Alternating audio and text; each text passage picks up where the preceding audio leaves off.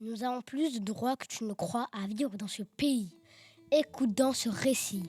Au mont Olympe, où vivent les dieux, Zeus et Héra sont amoureux. Là, il y a Zeus, il est en train de la bague à Héra, ils sont en train de se marier et se jurent fidélité. Dans leur palais, il fait bon vivre. Io, leur nouvelle domestique, tape dans l'œil de Zeus. Là, il est en train de tomber amoureux de Io. Et après, Héra, elle commence à devenir énervée. Héra, elle a une idée. Elle décide pour empêcher cet amour de jeter un sort à Io et de la transformer en génie. Io, elle pleure du coup. Zeus, là, il est venu, il n'est pas content. Du coup, il se transforme en taureau. Un dessin très très beau d'ailleurs. Leur idylle reprend de plus belle. Mais Héra se rend compte de la supercherie. Ça a une grande, à tel point que Zeus disparaît dans un éclair. Et Héra met Io sous la surveillance d'un bouvier. Argos le garde au milieu.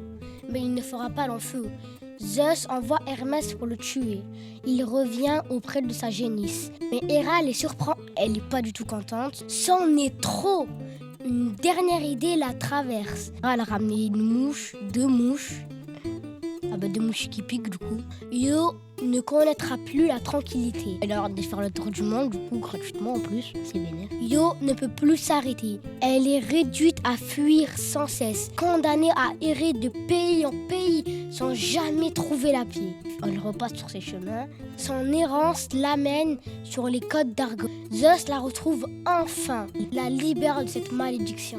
Et il retransforme Io. Et là, du coup, ils redeviennent amoureux. Et après, ils font Épaphos. Après, ils font une famille, quoi. La famille des dieux. Toute la lignée des suppliantes. L'histoire finie, c'est bon. Et la planète est heureuse.